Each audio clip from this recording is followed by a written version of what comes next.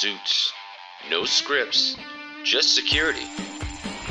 This is Deepwatch Unfiltered, where cyber chaos gets personal. Real defenders, real talk, no safe takes. This is the only podcast where we say the quiet part out loud, drag bad security takes, and maybe get HR involved.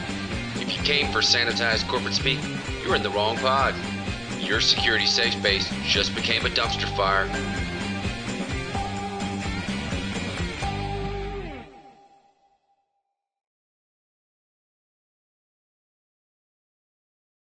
Welcome back, listeners, to another episode of Deepwatch Unfiltered. This is episode 3, and today we're going to be talking about compliance, trust, risk, you name it, we will be talking about it.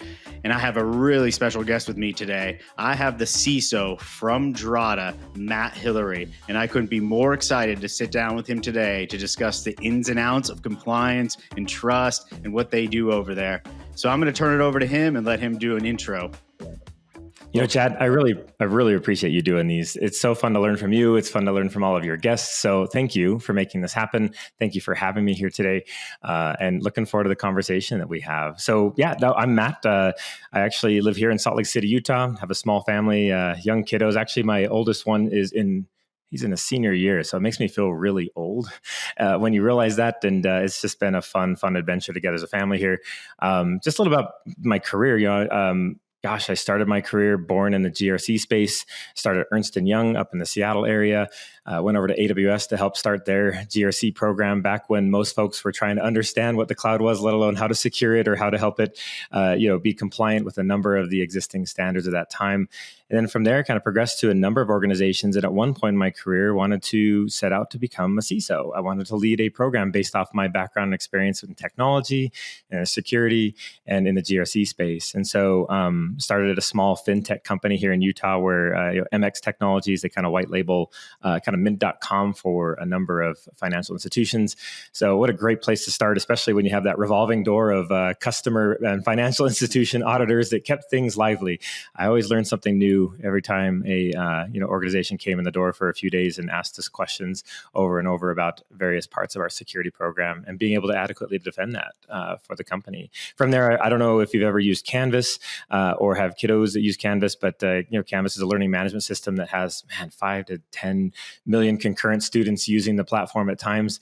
I was their first CISO there at Instructure is the name of the company, and that was kind of really where things took off. They were publicly traded at the time. Stakes were very high, at about 12 to 1,500 people at the company. And so it was really a fun challenge to work with incredible people there to really learn how to build a security program tailored to a company that thought about security very differently than any other company that I had been at. It was actually there that I met the founders of Drata when we bought their company called Portfolium. It's basically kind of think of it as LinkedIn for college students that want to showcase all of their efforts to really build trust in employers and others that might be considering them. It's kind of a foreshadow to the same thing that we're doing here with Drata, where we are showcasing or helping organizations showcase their own compliance and trust posture for organizations to, do their own analysis and determine whether or not Drata is an organization for them to use, and our customers do the same with their customers. But from there, I went to a number of other companies, and a couple of years into that experience, I reached out to our CTO Daniel. He is one of our co-founders. I said, hey, when we were at Instructure, we had an experience there, right? And so when they joined Instructure, this is kind of part of the founding story. They show up from Portfolium. They'd heard hey, Instructure's a large enterprise company. We're trying to figure out this compliance thing. We've heard about SOC 2 for a number of years. Portfolium was probably a 30 to 40 person company at the time. SOC 2 had not yet been a total barrier to their ability to sell to educational institutions at the time, but it was one that they had come across a number of times. And so Daniel came in the door, was like, we got to do the SOC 2 thing. Matt, you're at a company of this many people and you have this many certifications and you got to have this going the right way, right? And I was like, yeah, we do this by you go and talk to our third-party auditor. We do a gap assessment and then you fix your stuff and then you come back and, they'll come back in 6 months. And by the way, if you mess up, that's going to implicate all of Canvas and our, the number of organizations that we had there. And so Daniel's like, what? like we do this manually. This is painful. He's a very technology minded human, and I absolutely love that about him. He's also the fastest contributor and run. I've never run alongside in my career someone who works as hard as he does. And he 6 months later he shows up and coming from Portfolium, he had access to all their systems. So he's the one pulling the randomly selected 25 screen prints, and he's like, dude, there's got to be better ways to spend my time in this life, like building stuff. And he's like, this is terrible. We passed the audit, everything's great. 2 years into that, actually a few months, I want to say about a year after that, they left and they started Drata. They're like, that experience doing SOC 2 was so painful that, and man, I don't even know that CISO was thinking, Matt, what's going on? So they were like, we've got to automate this space. We've got to figure out what's going on. And fun fact, Drata stands for Daniel really automates the audit. And so that's kind of where we started, and so it's like, hey, it's a kind of fun story when they were looking at a number of domains. They're like, I don't know about that one. I don't know about that one. And Adam, our CEO, is like, Daniel, I really like Drata. And he's like, I'm not sure. And he's like, what if it stood for Daniel really automates the audit? And he's like, bought the domain right there. That's awesome. So it's just a fun story to learn about the origin. And so 2 years after that, I reached out to Daniel. I was like, I know I put you through the pain that you experienced at Instructure, and you've totally revolutionized the way we think about this space. Would you be interested in me being your security leader at some point in that time? He's like, actually, funny thing, we're looking for a security leader. Would you be interested in interviewing for that? And they interviewed a number of CISOs, and they're like, Matt, came back 5 or 6 months later. It's like, Matt, you're extremely technical CISO. You're one that passed our technical bar, and I really like working alongside technical humans. Would you be interested in taking this role? And I was like, oh my gosh, I thought it was disqualified months ago. This is fantastic. I'm so excited. And that was about 2.5 years ago. And this has been the most action-packed 2.5 years of my entire career. I've been a CISO 3 or 4 times before here. And this is the first time that I've been one at a security company. And it is next level as far as the demands on a human. You can totally speak to that. And I'm excited to hear about your experience there and any anecdotes or principles that you've applied that have been helpful for you from a boundary setting standpoint, because our organizations, I think, will utilize all of our experience and all of our time if we give it. And that's been a fun kind of boundary thing there. But again, love it here at Drata. And so I'll introduce Drata real quick. I know I've said a ton already, but Drata is effectively, it started there. It started when you think about GRC or governance, risk, and compliance. That C or compliance is a burdensome part of a number of companies' journeys, especially when they're a B2B SaaS organization. And so with compliance specifically, that's where they started. They wanted to automate all of the evidence gathering, all of the audit preparation, all of the, GRC team members are seen as the great orchestrator when it comes to staying compliant with things. And so, but before Drata existed, it was like, man, we did this with spreadsheets and screen prints and sometimes ticketing systems. And it was like, oh, this is not where we want to be. And it needed to be a technology professional that experienced this pain to really come in and infiltrate and revolutionize this space to help us understand and see it be done a much, much better way. And so Drata started in the C space and then went and it progressed to having a fully, end-to-end supporting kind of backed by automation. And now with AI, a GRC plus A, which we're adding to that, which is assurance. So, GRC and assurance. And with that, it's really kind of showcasing all of our efforts via a, very capable trust center. That's kind of the assurance part. And really comes down to building and maintaining the trust of customers. And that's kind of the essence of, I think, a majority of things that we do. And so that's what Drata does today. Incredible platform. We'll talk about Customer Zero, but we use our own platform internally. And it's been fantastic. In fact, in preparation for this, I saw you had a Drata mug. So would love to hear about your background there. And I appreciate you ripping us there. I think that's awesome. But thanks for having me. And that's my long intro to me and, my background as well as Drata. I swore the last time I did an episode, I was going to bring a pencil and paper so I could write things down, so I could remember all of the questions that I had. And of course I didn't. So I'm going to have to try and remember them. But I had a similar start in my career. I started in compliance as well. So I got drug around the business. And to me, when I talk to somebody, I actually say that's a really good starting point for somebody trying to break into security. Because when you work in compliance, you're touching every spot of the business and you have to understand how the business operates. And so when I did that, I knew I didn't want to stay in compliance because of how, using the spreadsheets and jumping back and forth and taking screenshots, but it helped me get into security and really drive initiatives. And so I appreciated that background, and I try to push that to others when I talk to them. So I was also in finance as well. And so I had to sit there with these VPs that would come in and say, show me this in your policy. And I'm like, but you have all the policies. Why can't you just go and look yourself? But no, they want us to hand point it out to them. And so over the years, we got better at that. And like, hey, it's on this page of this policy. It was all part of the process, but it helped me grow and learn how to do it from a company perspective. And so, just like you, I wanted to learn how to run a security program, and I still think that's where my forte is building security and compliance programs and getting them to the most mature level that they possibly can be at. And I always wonder, does security drive compliance, or does compliance drive security? And I think whoever you ask, there's always going to be a different answer. But yeah, I do have my Drata cup here. I got this joining an all hands actually with Drata a few months ago, maybe now. And so they were nice enough to give me a swag card, and I picked up a sweatshirt. I almost wore it, but I didn't. And I now have the cup. So I do use that. But yeah, one of the topics that I find near and dear to me, because I do it here at Deepwatch, is being that customer zero. And I know that you do similar at Drata. But for me, I want to take a step back. I missed something. Using Drata for me, I'm going to talk about that. I actually started using SafeBase before I started using Drata, and I brought SafeBase in to Deepwatch, but I had it at a company prior to here, and I've been here for about 3.5 years. So we were a very early adopter of SafeBase, still use it today. Did a demo on it to the sales team here internally, because we have a lot of new folks, to show them how quickly we can get attestations and materials to our customers. But when I came to Deepwatch, I was looking for something to help with compliance, and I landed on Drata. And what you all have done over the years with acquiring companies and building that platform out has helped us so much.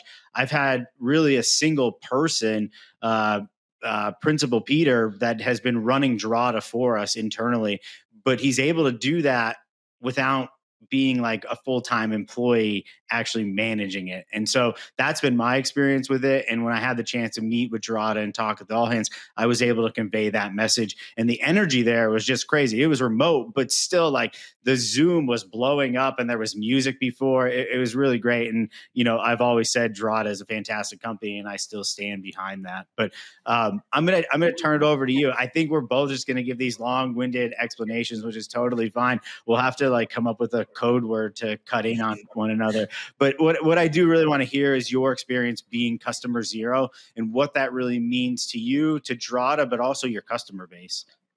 Sure. And Chad, thanks again for spending time with our team. They loved you being a part of our all hands. You brought just commensurate amount of energy with what you shared with the team. And so thank you for doing that.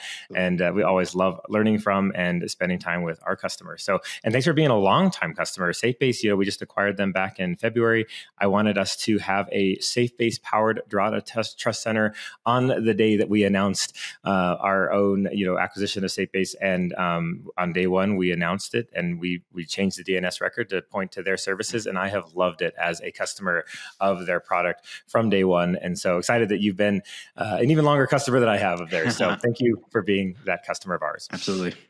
Yeah. So about Customer Zero, we love this program, and so heartened to hear that you are also doing the same there.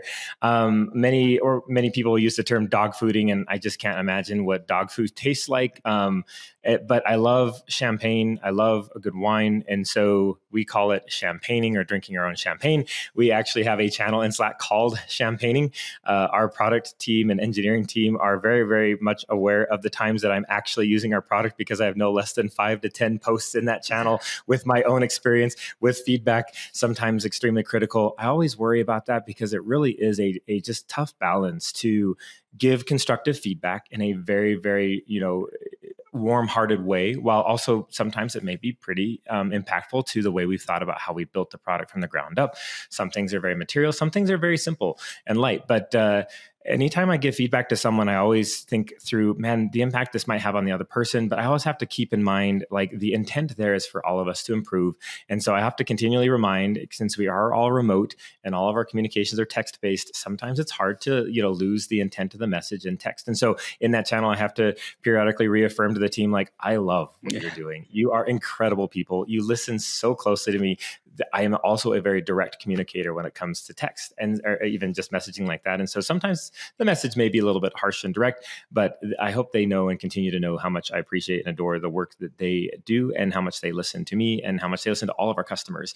The real challenge, I think, is, man, we have like between 8,000 to 9,000 customers and continue to grow just exponentially there. And so, we are one voice among 8,000 to 9,000 other, customers. And it's amazing to see the art of how our product team works. They really not necessarily prioritize us, but they really give us that same level of treatment and care and love that they would give any one of our other customers. So that's been a fun challenge to see happen. I think when, Drata first started, I wasn't part of that, but when they were at, 100 customers or 1,000 customers, like, wow, this is incredible. Now we're like, oh my gosh, like even just supporting that many customers is mind blowing. And so how they're able to prioritize my feedback alongside a number of others there. And now, if you think about the size of our organization, many may put us in the enterprise bracket. Many of us may put us in that kind of moderate, kind of commercial sized business. But having come from organizations like AWS, Adobe, Ernst & Young, or Instructure, like I bring that perspective of operating an enterprise GRC team, which is very much where Drata is helping our customers with their very, very hairy and complex enterprise level GRC team programs. And so that's, one of the fun things that's been helpful in those conversations is being able to share that. We did a thing called Follow Me Home, where our entire product team would join a Zoom call with me and our GRC team members and watch us actually use the product. They'd be like, hey, wow. And they could hear our real-time rants. They could hear like, oh my gosh, like, I hate how we do this. Like, why do we do this? Or wait, I had to do like 5 clicks to do this. Like, it's actually pretty insightful for them to see. So we do that periodically, and it's and we record those. And so they can go back and see what the experience was. We also have considered doing what I've experienced before as an executive, where we would go sit down with our customer success team and join their calls sometimes with customers calling in and understanding and empathizing. Emphasizing. There you go. Empathizing is the word. Sorry, as I have that empathy towards customers and their pain in the experience is something that really drives a lot of improvement. And so having our own product and development team members join our team in those efforts, actually doing vendor risk management assessments or actually doing a risk management type of update or having done a control test failure remediation experience, they can actually experience it themselves. Many of them are read-only admins in our own use of our own product, so they can see how we're doing this internally. And so there isn't one part of our product that we don't use, which is really, really fun. And so they really do build it to something that we actually would effectively use day to day on our team. So, but I'm curious about your own experience. I'd love to hear some of the anecdotes and things that you've seen successful there, because being this customer zero, it's a lot of fun. And it's another facet that many other CISOs may not have, that may not be at a security company using our own product. Yeah, it makes it a lot easier when you have to go somewhere too and talk about the company, right? Because you're living it every day and you are a customer at that point. So that's what's been really helpful for me, is I can go out there and pitch it more so because I'm leveraging it every single day. But yeah, your messaging about being direct or putting something in Slack and maybe somebody not reading it the way you meant it to be, I come across the same thing. And I'm like, no, I totally didn't mean that. I meant it in such a gentler way. Like, this is what I meant. And so I get on a call with them and then explain it, and they understand a little bit more. But when I get on those calls, then we go down a rabbit hole and we just start talking and it gets more creative. But anytime we push on a new product, like we have dark web monitoring now, it comes to my team first. And so we sit there and we evaluate it. We see what it can do, what it can't do. But we go through the onboarding experience too. So we start right from the beginning, and I want to see exactly what the customer is going to see. So as they're bringing up their onboarding documents, I'm helping critique those as well, because I'm like, well, this is where it's starting. This is where the customer's first going to land. They're not even going to touch the product yet. They're going to see the onboarding team and this side here, let's make sure we get that right. So there's been a lot of back and forth there, but then starting to use the product too is like, hey, have we considered this, or have we thought about this? And a lot of times it's not, because we're probably more of their ICP, right? And so the product team doesn't see it from the same lens that we see it. And so I think being there always is super helpful. But anytime we make any change internally, it usually comes to us too first, just so we can get validated and say, yeah, this is good or not. But not even just the product alone, we're always thinking about security by design too. So anything that they're starting to build or starting to push out, we're involved early on too, to make sure that we're getting it right and that, our customers are going to be happy about it. One of the big pushes now is with AI, right? So our customers are coming to us and like, hey, can you prove to us that you're actually doing what you say you're doing? Well, before we can hand them our SOC 2 or some other documents, and it makes them a little bit more comfortable, right?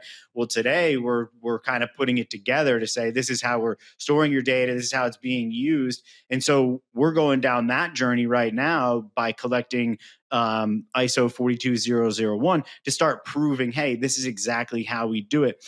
But not only do I want to prove to them that this is how we're doing it, I think when you get those standards or any kind of framework in place, it really shows your commitment to doing security by design.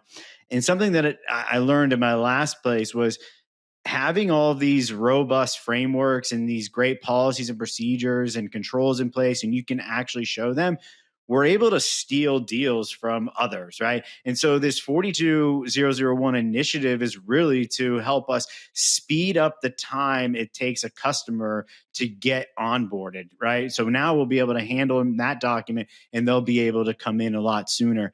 I don't know if you're starting to work on that initiative as well, but we actually just kicked it off. We're hoping to have that attestation in hand by end of Q1. You know how that goes, though. It could be the first week of Q2. I feel like a salesperson at that point. Like, we need it at the end of Q1, but I think we'll hit that goal. But that's our journey right now. And I'd like to see, are you moving in that direction? And do you see the same thing from your customers when they want to bring in Drata? Hey, show us this, show us that. And with that safe-based trust center, it helps out so much too. So just walk me through that if you could.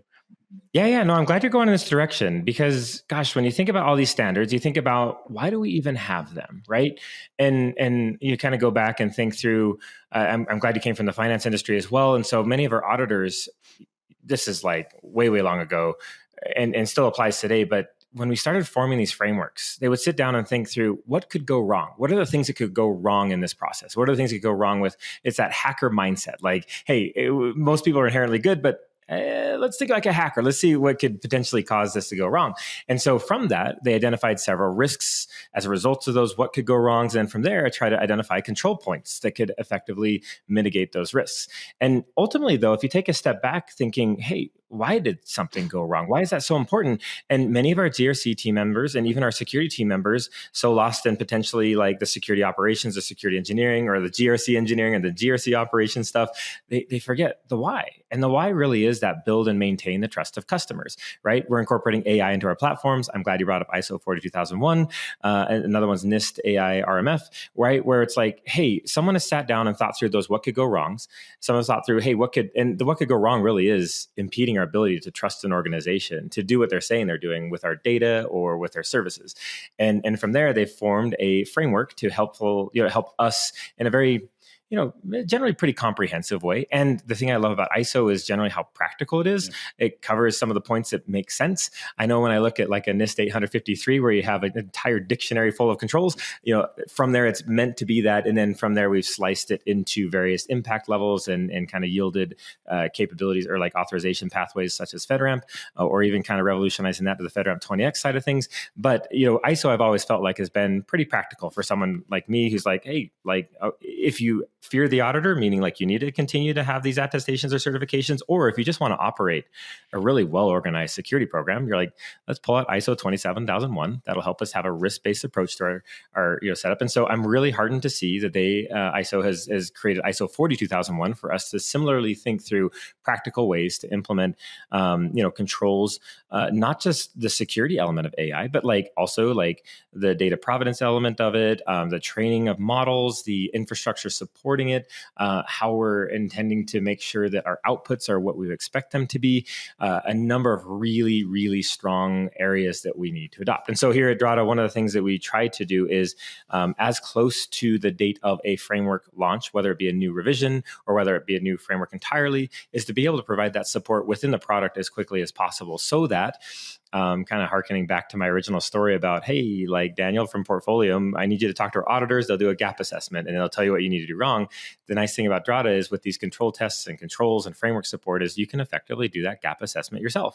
You're able to look at the control tests that are there. You're able to look at the controls and their readiness, and you're able to create and form a tick list of items to go through and fix and progress towards getting those things done. And then one of the things that really jumpstarts this, and I don't know if you've done this as well, Chad, in your career where you've had to like start over at a new company and you're like, man, I just wrote this entire suite of policies at a prior company. Do I have to do this again? And you keep doing it again and again and again. You're like, but then you have a platform like ours where you can actually have that springboard of experience where many of those templates exist where you can start from and take it and tailor it from there. And so same with 42001. But yeah, we're just finishing up our stage 2 right now. I hope to have the certificate in hand shortly. And that's just one thing that we've continued to expand our own journey as a way, again, another language per se to speak with customers who really want to know if we're doing AI in quotes the right way, right? The way that they would expect. One of the strategic items that many here may be listening to as far as like strategic elements to do so is, many of us have an ISMS for ISO 27001. One of the things that we had to decide was, hey, do we want to have an integrated management system or do we want to have a standalone AIMS or AI management system? And same with the privacy setup as well, where it's like, hey, do we make these separate? We decided to make it separate, honestly. And so we're like, hey, we have a standalone ISMS because it was so focused on security. And then we have an AIMS because it had so many other internal stakeholders around data and AI that we wanted to have that kind of focus for them. So that's kind of how we approached it. Excited to have that certificate as well and displayed on our Trust Center. It's just another way to continue to maintain that trust of our customers. Yeah, 100%. I couldn't agree more. I mean, that's the first thing they come to us for is, hey, fill out this questionnaire and show us your SOC 2 and all the good things that you've been doing. And like I said, it helps close deals faster. And we're going to see that with this. And, the nice thing with Drata, and I've done this on 2 occasions now, one with 27001 and with 42001 is I went in and I was able to see that I was like 60% compliant already. And I was like, well, this is an easy sell. I can go now and I can pitch this to the CEO and say, yeah, it's going to be additional money, right? But we're already over halfway there. And most of the times it just doesn't even include the policies and procedures, right? So that's like where it's the big chunk of that's missing there. And so I'm just giving you a shout out on that within Drata because I've been able to bring in 2 frameworks based upon showing where we existed today. And so that was huge for me. And then, I look down the bottom and I see all the other ones and I'm like, oh man, look at them all down there just staring at me. Which one will be next, and I don't. From my point of view, I don't know. I've done FedRAMP. I got us the last place I worked to moderate. That journey, I don't know. That aged me. That's a lot of work, but I didn't have a Drata for that, so I think it would be a different experience. But still, just going through some of those bigger frameworks like 853, I mean, that's just a lot of work. And and your point about creating policies and procedures, yeah, that's a giant pain in the ass. And every time I do start over, the first thing that I do when I enter the organization is, where's the policies and procedures? And I start reading through them and I'm like, are we really doing this? We are? Well, we shouldn't be doing this. Or are we doing this? And they're like, I don't know. I'm like, all right, we need to rewrite these. So again, having those templates in Drata certainly help as well. But yeah, the policies and procedures are always a fun game. I always look forward to reviewing them every year and going through them and seeing what's changed. For me, I don't know how you are, but like I've always kept it pretty generic on like I won't call out specific tools because then you're going through and changing them all the time. And so I try to stick a little bit more to just like the generic terminology to capture that. But I'm sure others have learned that the hard way by including a tool name and then having to go and changing in 30 policies. Yep. Totally agree with your approach there. I try to keep them evergreen, more principle based, more tool agnostic, and largely for individuals to read. Usually when I think about policies, I apply a few principles. One is like, are they referenceable? Are they actually usable? Are they understandable? Are they things that people can actually go and read and feel more confident about what they're doing versus less confident and more confused? And so I think I'm echoing back to what your sentiment was there, which was, hey, I try to make sure that it's something that is, again, tool agnostic, but helps people understand what does quote unquote good security or good standard practice look like, and that's kind of what's driven how I've crafted our own policies internally. And we actually just finished our policy review yesterday for the annual side of things. I was like, oh man, it's that time of year again. So yeah, right there with you. Being when you were in fintech, or you were in financial, did you do PCI? Did you have like the auditors come in and do PCI? Yeah. So the first time that I had to go through an audit was PCI, and I was like out of college, and I'm just like sitting in this room with a bunch of strangers, and they're asking all these questions, and I was just starting to learn. But I've realized ever since the COVID took over, audits are being done remote now, which is a different, right? When I did it a long time ago, they were sitting in the room with you, basically shoulder surfing you and digging and going deeper. Do you feel that that's changed? They don't really dig as deep now, or I don't want to say that, but they're like, it's a different experience for sure, is what I've noticed.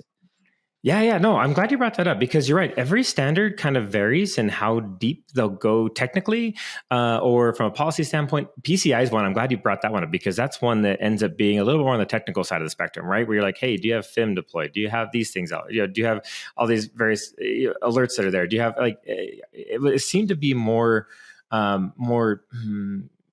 ground level when it came to some of the actual technical implementation of controls versus like process controls. Like, do you have this policy? Okay, cool. Do you get approvals before people get access to systems? You're like, yes, here's the evidence.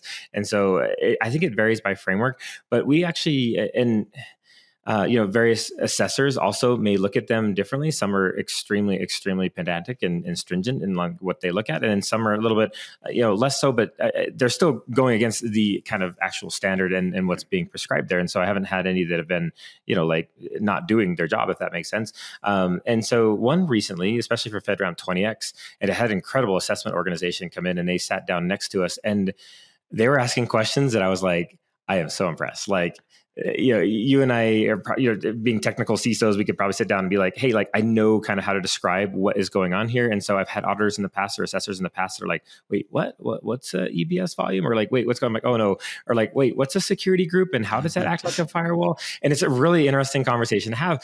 No, this team, when they came in, I was like, they know their stuff. Yeah. Like, I was actually really impressed. And so it's like, I'm a person of integrity. And so I like to sit down and be able to demonstrate what the organization is or is not doing based on their, assessment stuff. And so I learned something new when you have that capable of an assessor come in and sit down, whether it be remote or in person. Right now, most of the audits that I've experienced over the last probably 5 to 6 years have been remote. But they're still able to, they end up kind of recording what I'm sharing in the meeting, and they're able to go back and get screen prints from that recording, and they're able to double click and say, hey, wait, I didn't notice this during our meeting, but I noticed when I was going back through my notes that I missed this element. Like, wait, where is this tying out to these, the flow of data through the system? And I was like, wow, they're awesome. And so I actually really do liking working with a super capable, very stringent assessor, because you progress in ways that you didn't realize you may have missed potentially in the past. And the same goes with our customers when they come in and they ask questions that I usually have anxiety about, being like, oh man, they're going to ask questions. It doesn't help to not tell them the truth. It helps to tell them the truth so you can actually learn and grow together. And once I reframed that approach, which was they're here to help us all improve. Yeah. They're not trying to find you in any kind of, area of non-compliance. It really is to kind of help strengthen that link in the chain versus, push it out of the perspective there. So those have been some fun experiences of my own. Yeah. Yeah, we used to call SOC 2 like the friendly audit. And then when the PCI auditors would come in, we'd be like, oh man, they're here right now. Okay. I love that. I'm totally going to reuse that. And I think that's a fantastic way to describe sometimes the experience I've had too. Yeah. I mean, it's just, but I've had very green assessors too. And to your point, like, I don't think I'm getting the quality out of it. And I'm kind of like, can't you ask like another question? I'm already prepared to give you these 3 other pieces of evidence that I know you're supposed to ask and you didn't. And I'm like, but I have them. And I'm like, I kind of want you to ask and dig a little bit because I want to be held accountable. And I want to make sure that if there is something, somebody is looking for it. But, you know, I think out of the gate, if you can reasonably give them something and get that assurance from them, they feel pretty good about it and they're ready to move on. Totally. I mean, I look at our assessors as our customer representatives. And so as customer centric as we want to be, we want to treat our assessors similarly to make sure that they're getting the answers that they would need to help, again, reflect back to our customers what they found. Some of my most stringent audits have been when a member of a Big Four is across the table from me. And at the organization I'm at, they may have a rule or an executive team level goal, which is 0 exceptions on any certifications, which drives an extreme amount of pressure to not only the GRC team, but the organization to build in the automation that we built to help make that even a possibility.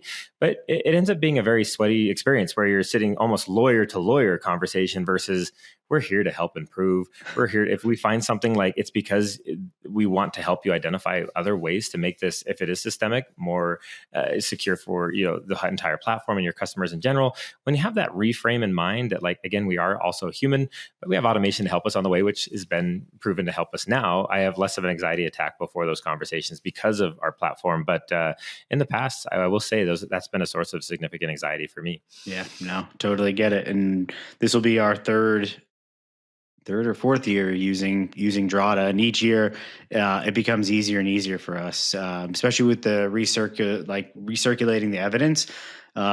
If I get somebody new on the team, they're like, I don't really understand what this control is. I'm like, explain it, but then I'm like, hey, go look at the evidence from last year that worked. And so recycling that has been beneficial and keeping that in the platform, and it's always available. So I like that aspect of it too. I'm really impressed, Chad. Like, way to go on your journey. I feel like this is a journey, not a destination for all of us. No one is there per se. And so excited and really heartened to hear that you're on 42001 and that you have others already that you're continuing to maintain, and it's been a positive experience. So way to go on just continuing on that journey alongside all of us. Appreciate it. Yeah. Thanks for the call out. Yeah. I feel like we take an oath, and I hold myself to that standard, or as high as I can, to make sure that we're doing what we say we do. But shifting gears here a little bit, this is a question that I like to ask all CISOs, probably ask anybody across the business anymore, but like, what are your nightmares? Maybe because it's October, we'll call it nightmares, but what are your nightmares? Or like, what keeps you up at night? I know you probably have a list. I have a document that I have probably 10 or 12 things that just are always on my mind. And, it's like the rainy day sort of outcome. When I get a chance, I go and poke at it and make sure that things are still running effectively. What's that for you? Oh man, I'll start, and I hope this doesn't come off as boastful. It's more just to give the kudos to the team that I work with, but I sleep pretty well at night. And I say that only because I have an incredible team to support in this role. Without them and the security team, the GRC team, and I even manage our IT and enterprise systems team, where it's like, oh my gosh, if something goes wrong, or even in the engineering or platform or infrastructure team, if anything goes wrong, like, we have an incredible team to help support us in recovery, which is awesome. But you and I also sit at an organization where a security impacting event, that may cause a loss of trust of our customers and our ability to do our job, is more impactful potentially than other organizations out there, in the sense that we are in the business of security. The bar is really so bad. Yeah, it really does. And I think I heard recently from someone, about a year and a half ago, with their incident was like, hey, trust is, earned in drips, but lost in buckets. And here we are, you and me, every day trying to help continue to build and maintain the trust of our customers with our own teams. And it's painful to know that these things that keep us up at night, which I'll share, is just a dissonance that lives in our minds. That's been a thing, and I'll just be real from a CISO-to-CISO standpoint. That's been a struggle for me. When I started originally back in university, I was studying mechanical engineering, and mechanical engineers, I don't know if you know, but like our brains are wired such that we're able to break things apart to the nth degree in finite elements and continue to recompose them in hopefully a better way, in a more efficient way, using less product or less fasteners or less whatever it may need to be to still fulfill the original function, and hopefully in a more superior way. And I think about the same thing in security though. But what principle of mechanical engineering that has tripped me up has been that level of near zero tolerances. Like when you're trying to create a sleeve for something, or if you're trying to create a extrusion of some sort, you have these plus or minus tolerances, and sometimes they're in the thousands or the tens of thousands. Tiny. And I've applied that to my security programs in the past, and I will tell you, it does not work well because you're like, oh my gosh, we can literally do everything in this role and still miss something that we were not aware of that will cause a material impact to our organizations. And that has been a dissonance that has impacted my own mind. I'm a huge fan of music, whether it be hardcore dubstep EDM stuff, or whether it be the Utah Symphony playing something amazing. Like I just love it all. And so, but the thing with music is there's a dissonance, and then it's usually resolved. And I don't know if there's going to be resolved in this career other than a reframing of my mind to say, Matt, just expect this, which someone pulled me aside years ago and said, Matt, you're mechanical engineering mind brained. This is not going to work well for you in the future. You need to live with that dissonance and be okay with that. I hope the resolve comes when you and I become, recovering CISOs at some point. That's what I was going to say, retirement. That's when it stops, maybe. Totally. And so when I like your question, because it's like, oh man, what are some things that keep you in mind? So I will dig into a few. For example, yesterday, some of the unknown risks associated with AI, right? Like we had a organization come out with a browser that's more intended to be more of a personal assistant. And, people are really excited about it. Yesterday, it's like, it's free for everyone. You're like, oh, this is incredible. I'm like, free for everyone. Awesome. That must fit in the same thing of everything else that's free for everyone, where you're like, there's a cost there. But I was thinking about, if you and I think about all the things that you and I interact with via a browser, right? You may be an Okta admin. You may be a Google Workspace admin. You may have root credentials to your AWS account. And you're like, cool. Now I have this browser that's bolted onto this amazing, incredible large language model. And I'm like, wait. Like, all of that context being serviced through some AI capability out there that we don't fully necessarily know, regardless of what's being posted online about what they're doing, was something that really blew my mind. And this was just yesterday. I'm like, oh my gosh. So the things that keep me up at night are those still known unknowns as a result of not yet knowing A, what a third party's doing, or B, what a technology may be doing, or C, like what that potential impact or risk may be to me or our organization as a result of YOLO full sending into using something that may not be fully understood. So that's number one. Again, with the just the known unknown pieces associated with the technology that we're using today. That's the first one. There's a number of others that continue to plague me, which is like, man, am I really adequately aware of all the risks that are at our organization, right? And so I think through like quarterly, we'll report to our board on the state of our top risks. And we're like, are there others that we're not thinking about? Man, like, did we assess them right? Like, are they quantified correctly? Like, and so we're really trying to be that person that when the CISO says something, the CISO is saying truth, is in the realm of integrity, sharing what's important to us. And it does worry me sometimes at night and keeps me up thinking through, and what did we miss? What else is there? What could potentially get us here? And so that continuous, plague of thought continues to bother me there about what we may have missed. Because in good faith, I think we're good humans and trying to do what we hope to do at the end of the day, which is protect our companies, and knowing that we may miss something, and that being a human element of that is something that kind of keeps me up at night as well. But those are a few things. I know I didn't talk to specific technologies. I know I mentioned AI and a recent example, but it used to be audits, not so much with Drata, but it used to be that the biggest anxiety attacks have usually been like a breach. And then 6 weeks before the auditors show up, are we ready? And then it used to be being up on stage, which I think that is getting less and less as far as an anxiety attack goes. But it's been fun. Those are some of mine. I'm curious what yours are. I'll probably learn something from you, and I'll be like, oh man, you're going to really cause me to lose some sleep tonight. So yeah. The human element for sure is one of them. Just how some of the breaches have started, some of the largest breaches in the world, right? It's just one click and it's that human, but is that mitigating control in place? Like, where can we stop it? Where can we contain it? And so it's all of that, right? If somebody does click on it, how far does it go? Where does it stop? And so just thinking through all of that is always top of mind for me. Or if there's a control failing, is the human going to come and tell me that they found this gap, right? Like, have we built that trust or that, that camaraderie across the organization for somebody to come to me and say, hey, I found this? Or are they going to continue to, use it to their advantage? Like, those are the things that really kind of keep me up, and like talking to the team, I'm like, did we look at this? Did we go and look at it again and then past that, right? So it's similar to what you're talking about. And for me, it's like, a hot topic now, right, is insider risk, but like bringing those insider risks from the outside in, it's like, wow, we're now just letting somebody through the front door. We're giving them access to the place, and now they're a risk. So it's like doing proper vetting on employees before they land is really important. Now, the remote work has really made that difficult, and so just things like that are top of mind for me. And it's like, how can we fix them? And I'm starting to realize, and my wife says all the time, like, you're always trying to fix everything and everyone else's problems. And I'm like, I'm sorry, that's like how I'm built. But it's like with the kids, I'm like, I'm trying to navigate that and fix it. If it's something at work, same thing. And there's like, I got to realize there's like a threshold that I got to accept. I got to accept some of the stuff and then figure out how to maybe fix it. So that's where it lies for me. It just comes down to the human and how we can do better to get that out there.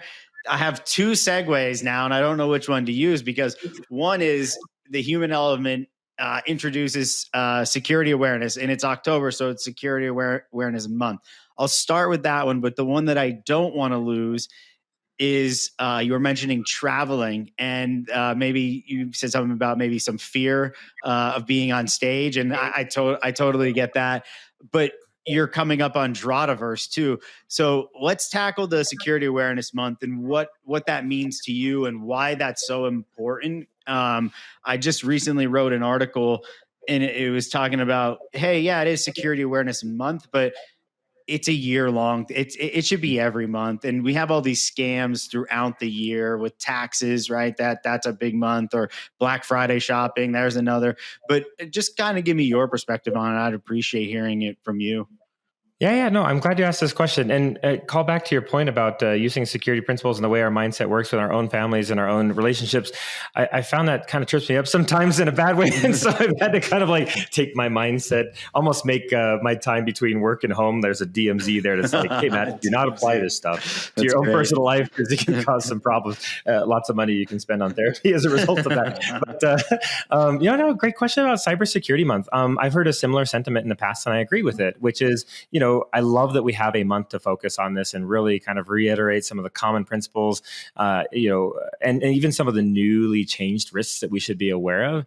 Ultimately, security awareness is a culture that we want to build within our own lives, whether it be personal or company-wide. Like, for example, during one of our company all hands, which we usually have monthly, the one you attended, I'll have a security awareness thought. And one recently was like, my dad passed away 5 years ago. And so we're like, oh, shoot, like, how do we, work through all the accounts that he had access to? And like an engineer, he was a mechanical engineer, where he had engineering paper and he had written down his passwords. And I'm like, thank God he did that, because we would have been totally in a mess trying to figure stuff out. But at the same time, we're like, oh man, we are now in an age where we have password managers that can help us and do this right. And so that same thing where it was like, man, it was in a bind, but you really got to sit down with your spouse or with your significant other, or even just personally, and sit down and get those passwords in a secure vault. There's a number of options that are out there, and then put the instructions on how to access that if something were to happen. But that awareness extends beyond just, I guess, our own organizations, but even personal life impacts. But I do think it is similar to very much the other things that we celebrate throughout the year,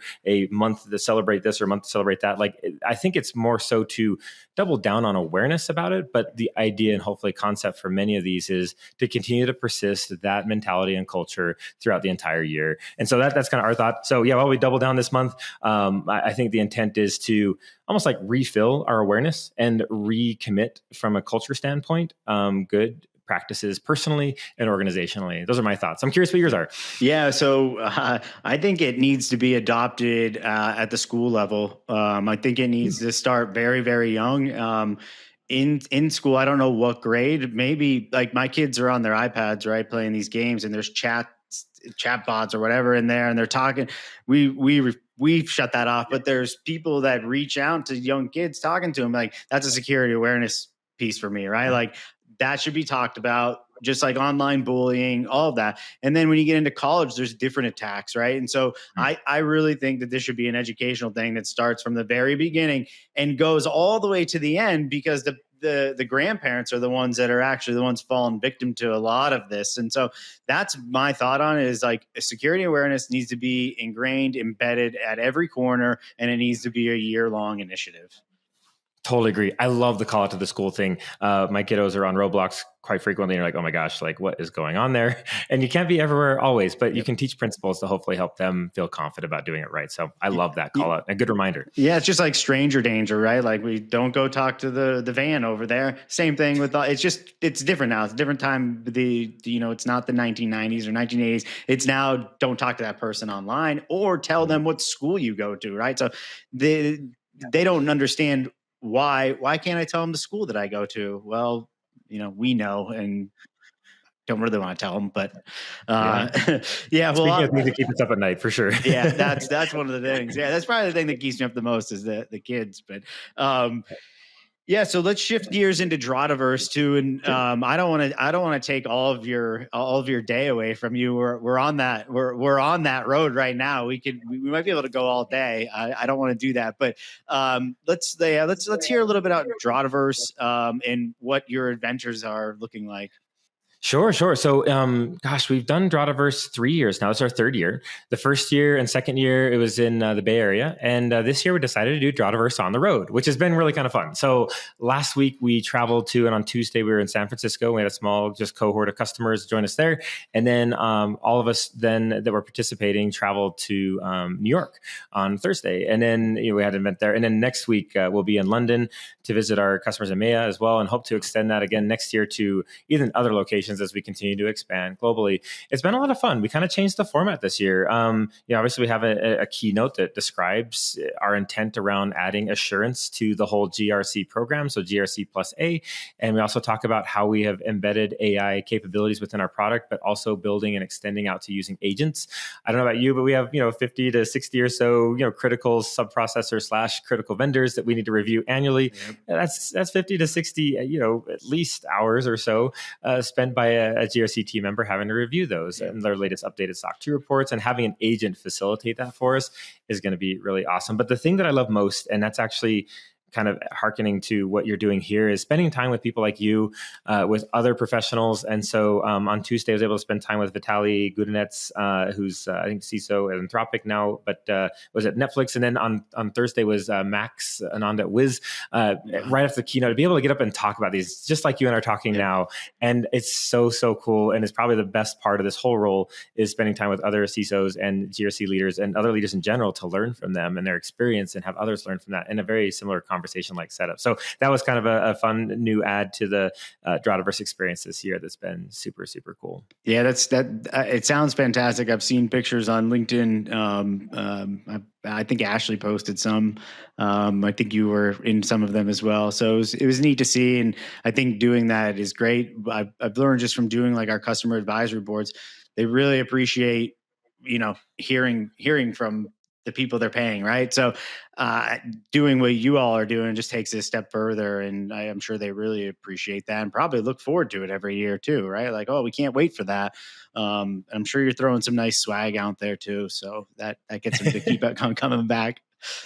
Totally. And as we look at some of the things, I don't know even if we were 15 years ago, 10 years ago, even 5 years ago, like before Drata even was around, like man, some of these capabilities just did not exist, and they weren't even in our awareness, to even build. And it's so cool that many of us now have a number of options to choose from to help us in our GRC journey, and to do things that we haven't been able to do before, and just continue to love to see the progression there. And I think that's kind of the epitome of being able to meet and kind of check and look back and see, man, how far have we climbed together?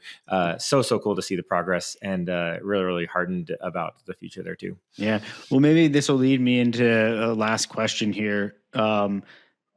Security's been around. Compliance has been too. There wasn't a lot of focus on compliance, like you were saying, maybe 15 years ago. There was, you still had to adhere, but not like it is today. Like the customers are dependent on it. If you don't have it, they're going elsewhere, right? They're doing business elsewhere. Maybe this doesn't even make sense, but how do you feel about this? Like, is it security that drives compliance, or does compliance drive security? And maybe it's changed. Maybe I'll just give you my perspective on it. Is I feel like now, it used to be security to me was pushing compliance. Like, here, we got to go do this. But now it's like compliance is really what pushing security to go do those things. Like, you now need to meet these SLAs because of this control. You now need to put this in place because of this control. If you don't, there will be a finding. What does that mean? That means there's going to be a finding on our report, and it's because you're not doing what we are supposed to be doing. So just curious on your thoughts there. Yeah. I think it really depends on the perspective of the leader and their approach to both of those. I've come across many leaders that are now seeing the equal value of both. I've been at companies where there have been a CISO disparaging the GRC team, being like, they don't understand anything, and called us various names. And I was like, that doesn't make any sense. And then I've been at organizations where they're like, no, like, these are inseparably connected. Like, they really are, when done well. And when both given that same focus and valued similarly, they are complementary when done together. Does one drive the other? Sometimes, and vice versa, right? And so I've seen both of those dynamics exist, where you may have a really strong and technically aware security team, and some of the GRC teams may not be as technically aware, but and so the security team is kind of driven to say, hey, FYI, like, this control says this, but like, here are like 5 to 10 different ways to circumvent that. And the GRC team member being like, I had no idea. And it up levels kind of that individuals and teams program to say, we should put a controller on this, and this, or how would it look like to help mitigate that risk? Because at the end of the day, both teams are still trying to continue to build and maintain the trust of external and internal customers in their own ability to do their role. And so I think that's the part that where they are complementary. And so when done well, I think they are one that up levels both at the same time, and just kind of keeping that shared common goal in mind, which is mitigating risk for the purpose of continuing to maintain that trust of our external customers. So I'm also seeing one other thing, which has been so cool, Chad, is like, many GRC team members don't get the opportunity to be as technical as some of our security team members. Now, with capable products like what we have now with Drata, we have like compliance as code, where it's like, many GRC team members have not been able to have to defend the idea of security code scanning to an application development team. With Instructure as code, right? Not many GRC team members have the ability to sit down with the Instructure team and say, hey, we have this thing called compliance as code. And they're like, wait. Compliance has a thing that will sit in our pipelines and actually look for stuff that could potentially cause us to, save time and not have to build something twice because the first time we built it wasn't compliant. And they're moving from detection all the way over shift left into, prevention, which is so cool. And so I think that value of both technical depth being experienced by GRC team members beyond where they've been able to be before, I think is super cool. And then on the other side, which is like an appreciation and understanding by hardcore technical infrastructure and security teams to be like, no, like, I watch our GRC team members talk to customers, and they're able to explain to customers what we do in ways that I've never seen before, and it inspires them to be similar and saying like, oh my gosh, I need those arrows in my quiver as a security leader in the future to be able to adequately defend like our GRC team members do. And so I think we're seeing a dynamic where both are growing equally together in the right direction to make them complementary. Yeah, I love all of that. And even the way I handle my teams too is like, it used to be like, hey, you focus on vulnerabilities. That's your job. I'm like, no. That's not what we do. We have rotation of duties around here, and you're going to learn all the domains, and you're going to touch compliance too. I don't want to touch compliance. I'm like, you're going to learn so much from doing that. I'm telling you. And same thing for the compliance person to get more involved in being the technical aspect of it. So I couldn't agree more with that. And I know I see it. It's effective and it works. And I was on a sales call the other day, and I don't know who fills out your security questionnaires, but they come over to us, right? And I try to explain, hey, these sometimes are 400 questions long, could be longer. But I was like, sales, with SafeBase and Drata, we can fill these out. We have a knowledge base. It wouldn't be bad for you all to take a stab at these and start to understand how we actually work in AWS. Do you know what a VPC is? Kind of to your point earlier, like what is a security group? What is a WAF? Like if they start filling these out, they're going to start understanding the technical controls, the compliance aspect of it, why we do these things. And then here's the best part. Now, when you go and talk to a customer, they're going to be blown away that the salesperson is like, has that much ammunition in, like, it's there. So that's something I talked about the other day, and I'm going to try and follow up on that initiative to start pushing that more into a sales role to get those questionnaires filled out. Man, that could not resonate more strongly with me. I love your approach there. We're doing the same thing here as well with our sales engineering team, where they can use SafeBase to do that first pass with AI QA to get that first batch of questions in. And you're right. Like, I want them to feel just as confident as I do. It may not have the experience or background, but just as confident as I do to be able to describe how we do certain things. And I love that you're doing the same thing there, because ultimately it will end up, helping customers get the answers they need and uplevel their own knowledge and experience defending our security and compliance posture to almost anyone. So I love that. Yeah. Fantastic. I think we're going to have you as a repeat guest, because I'm pretty sure we could just keep going. And a lot of the things we talk about, it's great because we're on the same page, and it's not like we talked beforehand and said, hey, how do you do this? Nah, this is the first time. And it's really, we're really in sync on how we run our security programs and our mindset. And I'm going to blame that probably on starting in compliance. That's the mindset. And we both have adapted to that. And so I think it's great. And it's been great having you. I love your stories. I love all the answers that you provided and insight, and even just about Drata. And like I said, I'm a longtime user of Drata. I believe in the product. I can't wait to see what y'all buy next, because it seemed like for a while, it was like every month y'all were bringing something new in, and it gets us excited because I don't know if you do this for everybody, but those are always available for us to go in and touch and poke and use for a while. And I love it. I think that's what keeps me as a customer, is you're not coming over and saying, well, we did just bring in this new risk module and, it's $50,000 or whatever. You're like, no, go play with it. Go have fun with it. I'm like, this is great. Thanks. We needed this, actually. We can drop another tool now. Oh, well, Chad, you really are calling out one of our differentiators here, is our focus on customers and where you're at, and meeting you where you're at, and taking the over 6,000 to 7,000 to 8,000 customers worth of knowledge and experience to hopefully help you. We really want to be that partner to help you continue to grow. And so thank you for being a customer. Thank you for having me on this, and thank you for doing these. I think this is awesome to be able to take a moment to share experience. Likewise, and right back at you, you made this extremely comfortable and fun to share stories and experiences. And with that, just love that you took a moment to make this an easy opportunity for us to resonate back and forth on various principles. So thanks. Likewise, appreciate it, and thanks for jumping on. Of course. Take care. Thanks, Chad. This has been Deepwatch Unfiltered. And for everyone listening, be sure to subscribe, share, and let us know what topics you want us to tackle next. Remember, you can listen to this podcast from wherever you stream your podcast, and we'll see you next time. Until then, stay safe and secure, and if it does hit the fan, call us so it doesn't happen again.